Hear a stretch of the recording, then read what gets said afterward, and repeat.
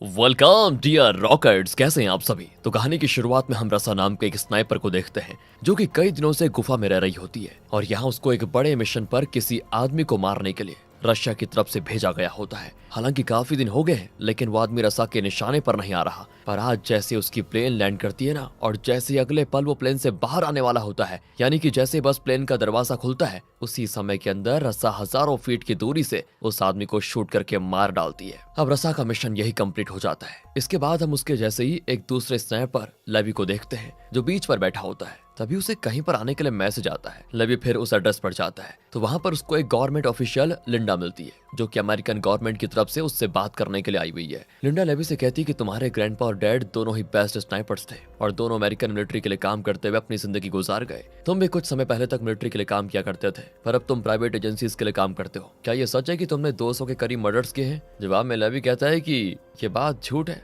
मैंने उससे ज्यादा लोगों को मारा है। ये सुनकर लिंडा कहती है कि कोई बात नहीं, हमें तुम जैसे की तलाश थी। हम तुम्हें एक मिशन पर भेजना चाहते हैं जहां 1 साल तक तुम्हें एक ही जगह पर निगरानी देनी है, जिसके लिए कुछ देर सोचने के बाद लेवी मान जाता है। फिर हम रसा को देखते हैं जो अपने डैड से मिलने आती है। उसके डैड उस वक्त ग्रेवयार्ड में होते हैं। असल में दोस्तों, रसा की मॉम काफी सालों पहले मर गई थी और इसी वजह से उसके डैड अपना ज्यादा समय यहीं ग्रेवयार्ड में अपनी वाइफ की ग्रेव के सामने रहकर बिताते हैं। रसा फिर अपने डैड से मिलकर उन्हें एक बुलेट का कवर देती है और ये वही बुलेट का कवर है जिसे इस्तेमाल करके रसा ने पिछले मिशन पर उस आदमी को मारा था। दोस्तों, ऐसा रसा इसीलिए करती है क्योंकि लोगों को मारने के बाद उसे खुद में काफी गिल्ट होता है, जिस वजह से वो सेम बुलेट के कवर को खुद से दूर करके उस बारे में भूलने की कोशिश करती है। रसा फिर अपने डैड से कहती है कि देखो डैड, मैं अब 1 साल लंबे मिशन पर जाने वाली हूँ और मैं चाहूंगी कि आप उस वक्त अपनी तबीयत का अच्छे से ध्यान रखिएगा। अपने डैड को अच्छे से समझाने के बाद वो मिशन के लिए चली जाती है। वहीं दोस्तों, दूसरी तरफ हम लेवी को भी अपने मिशन वाली जगह पर पहुंचते हुए देखते हैं जिसका नाम होता है गॉर्ज, जो कि एक बड़ी सी खाई होती है और यहाँ पर लेवी को खाई के वेस्टर्न साइड को संभालने का काम दिया जाता है। गॉर्ज में पहुंचकर लेवी टैड नाम के एक दूसरे स्नाइपर से मिलता है जो कि पिछले 1 साल से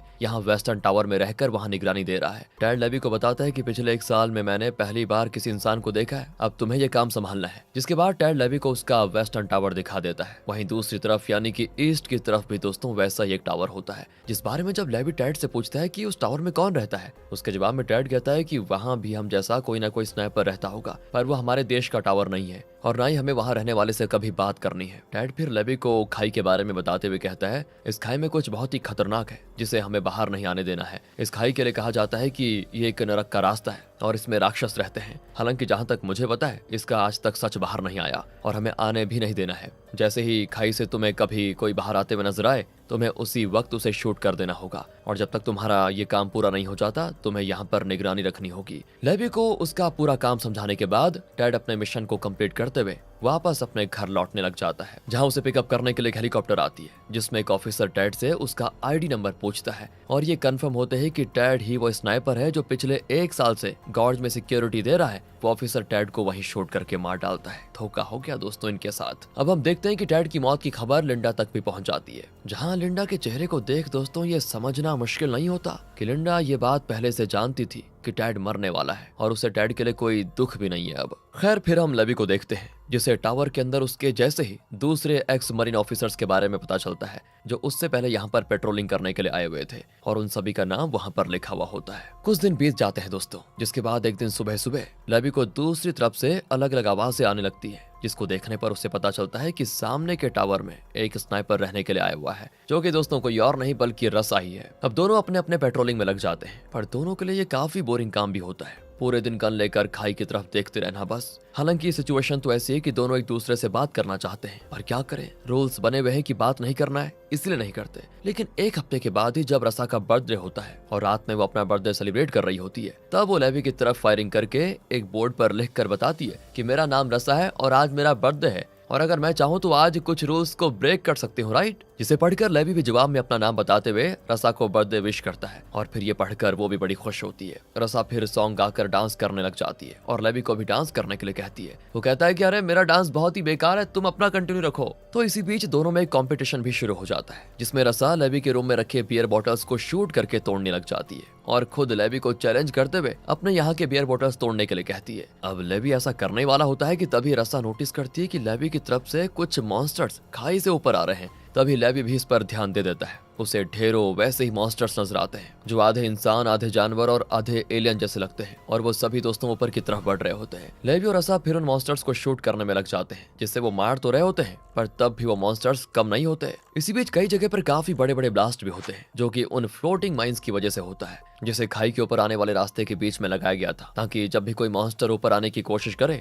तो वो माइंस ब्लास्ट हो जाएं और सारे मॉन्स्टर्स मारे जाएं। इस तरह ढेरों माइंस एक एक करके ब्लास्ट होने लग जाते हैं, और इसी दौरान लेवी नोटिस करता है कि कुछ मॉन्स्टर्स रसा के टावर तक भी पहुंच गए हैं। यहाँ पर प्रॉब्लम यह है कि रसा उन मॉन्स्टर्स को मार नहीं पाती, और लेवी फिर दूसरी तरफ से शूट करते हुए उन सभी को खत्म कर देता है। तभी रसा की तरफ से एक माइन ब्लास्ट होता है, जिसके इफेक्ट से होता यह है कि रसा पीछे की तरफ जाकर गिर जाती है और उसको हाथों पर चोट आ जाती है। फिर लेवी अकेले ही मॉन्स्टर्स को मार रहा होता है, पर उससे भी मॉन्स्टर्स नहीं संभले जाते। तो उसी वक्त टावर का ऑटोमेटिक शूटिंग सिस्टम स्टार्ट हो जाता है, जो कि डिटेक्ट कर लेता है कि मॉन्स्टर्स ऊपर की तरफ आ रहे हैं, जिसके बाद वो ऑटोमेटिक सिस्टम ही सभी मॉन्स्टर्स को मारते हुए वापस उन्हें खाई में गिरा देता है। खैर, इसके बाद रसा किसी तरह खुद को संभालती है और लेवी से कहती है कि तुम्हें पता है, ये मेरे आज तक का सबसे बेस्ट बर्थडे था। और फिर दोनों यहाँ पर थोड़ी मजाक मस्ती करते हैं। दोनों एक दूसरे से बातें करने में लग जाते हैं। काफी समय एक दूसरे के साथ छोटे मोटे गेम्स खेलकर बिताने लगते हैं। बिना एक दूसरे के करीब आए दोनों लगभग किसी रूममेट की तरह रहने लग गए थे, जिससे दोनों में एक दूसरे को जानने का मन हो जाता है। पर दोस्तों, तब भी इनमें से कोई एक दूसरे की जगह पर जाकर मिल नहीं सकता था, जिस वजह से दोनों काफी निराश हो जाते हैं। आगे लगभग 1 महीने बाद ठंडा मौसम आ जाता है, जहाँ विंटर सेलिब्रेट करते हुए दोनों एक दूसरे के लिए स्नोमैन बनाते हैं। और उसी दौरान रसा लेवी से कहती है कि मैं बहुत दुखी हूँ, मुझे तुमसे मिलना है, प्लीज कुछ करो।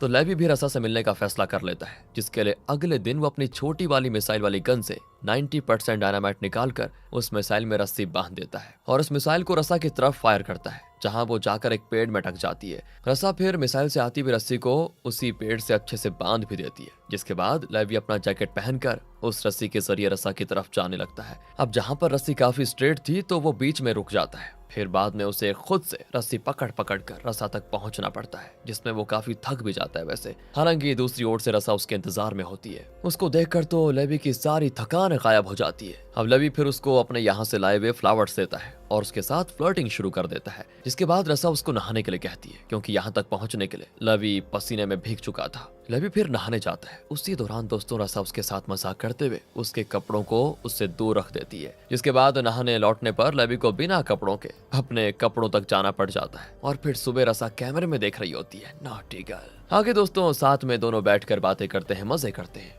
तब रसा बताती है कि मेरे मिशन के दौरान मुझे ये तक नहीं बताया गया कि मुझे कहाँ भेजा जा रहा है, और इस वक्त हम कहाँ पर हैं मुझे कुछ नहीं पता। लेवी बताता है कि मुझे बताया नहीं गया है, पर शायद हम साउदर्न अमेरिका की किसी जगह पर हैं, क्योंकि इतने लेट विंटर सीजन तो वहीं पर आते हैं। अब लेवी की नॉलेज को देखकर रसा काफी इंप्रेस हो जाती है उससे। फिर लेवी बताता है कि मैं एक्स मरीन ऑफिसर हूँ। दोनों आपस में अच्छी अच्छी बातें शेयर करते हैं और फिर दोनों अपने अपने शूटिंग रिकॉर्ड्स के बारे में बताने लग जाते हैं, जिसके बाद दोनों एक दूसरे के साथ थोड़ी और फ्लर्टिंग करते हैं। अब जैसे रात का समय होता है तो दोनों एक दूसरे के करीब आते हुए किस करने लगते हैं, जहां पूरी रात दोनों एक साथ बिताते हैं। अगली सुबह कोई भी एक दूसरे से दूर जाना नहीं चाह रहा था, लेकिन क्या करें, रूल्स के हिसाब से पेट्रोलिंग के लिए लेवी को वापस जाना था, जहां जाते वक्त भी दोनों किस करते हैं। फिर लेवी जैसे उस रस्सी से अपने टावर की तरफ जाने लगता है ना, वहीं बीच में मॉन्स्टर्स ऊपर की तरफ आने लग जाते हैं और फ्लोटिंग माइंस फटने लगते हैं, जिसमें एक माइन का ब्लास्ट इतना होता है कि लेवी अपना पैराशूट के साथ नीचे खाई में गिर पड़ता है। ये देखकर रसा काफी डर जाती है। फिर वो लेवी को बचाने के लिए अपना पैराशूट लेकर खाई में कूद जाती है, जहां नीचे आते हुए वो सीधे नदी में आकर गिर जाती है। वहीं लेवी भी एक पेड़ पर फंस जाता है। तभी उसके ऊपर एक जानवर वाला मॉन्स्टर हमला करने वाला होता है कि उससे पहले लेवी उसे शूट करके मार डालता है। अब वहां से नीचे गिरने पर लेवी फिर से एक मॉन्स्टर के हाथों में फंस जाता है, पर इस बार रसा वहां कर उस मॉन्स्टर को मार डालती है और लेवी को फाइनली बचा लेती है। दोनों फिर किसी जंगल वाले इलाके में आ जाते हैं,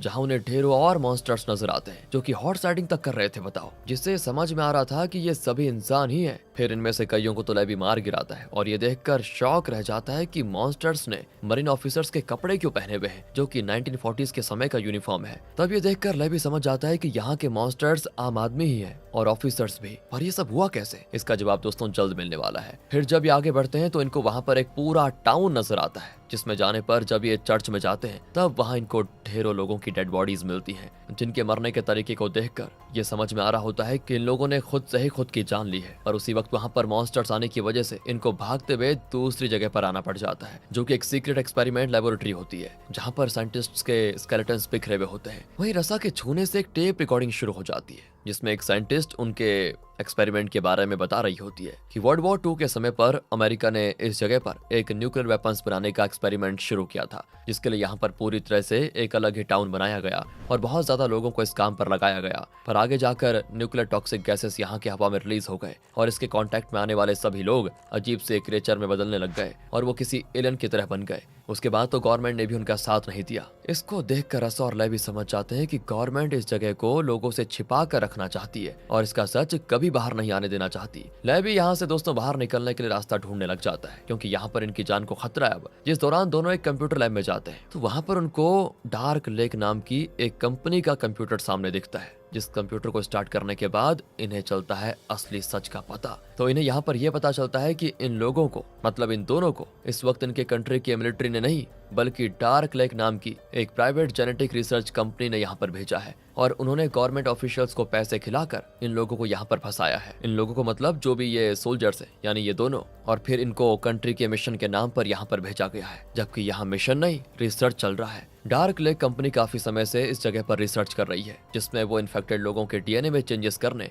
उन्हें सुपर सोल्जर बनाने की कोशिश कर रही है। साथ ही इन्हें यह भी पता चलता है कि इस जगह को छुपाने के लिए यहाँ हर तरफ जैमर्स लगे हुए हैं, पर इन जैमर्स का ना होना इस जगह के लिए खतरनाक भी है। ऐसा इसीलिए क्योंकि यहाँ पर एक सेल्फ डिस्ट्रक्शन प्रोटोकॉल के तहत एक न्यूक्लियर बॉम्ब प्लांट किया गया है, जो कि ऑटोमेटिकली उस वक्त ब्लास्ट हो जाएगा जब यहाँ के सभी जैमर्स खराब हो जाएंगे या उनको तोड़ दिया जाएगा। उसके बाद वो न्यूक्लियर बॉम्ब ब्लास्ट हो जाएगा और बॉम्ब के 4.2 किलोमीटर रेडियस में आने वाली सभी जगह तबाह हो जाएगी, जिससे कभी दुनिया को पता ही नहीं चलेगा कि यहाँ पर क्या चल रहा था। लेवी अब समझ जाता है कि डार्क लेक बस इन्फेक्टेड लोगों को एक्सपेरिमेंट के लिए इस्तेमाल कर रहा है। उसी वक्त वहाँ पर दोस्तों रसा के ऊपर एक मॉन्स्टर हमला कर देता है, जो कि काफी ज्यादा स्मार्ट मॉन्स्टर होता है। वो रसा को कैद करके अपने साथ अपनी जगह पर लेकर जाता है और वहाँ रसा को टॉर्चर करने में लग जाता है। तभी वहाँ पर लेवी भी आ जाता है और दोनों मिलकर फिर उस मॉन्स्टर को मार डालते हैं। लेकिन इन्हें वहाँ पर एक पेड़ नजर आता है जो कि ऊपर की तरफ जा रहा था और उस पेड़ पर ढेरों मॉन्स्टर्स सोए होते हैं, जिस पर दोनों धीरे धीरे पेड़ पर चढ़ने लग जाते हैं। पर रसा दोस्तों गलती से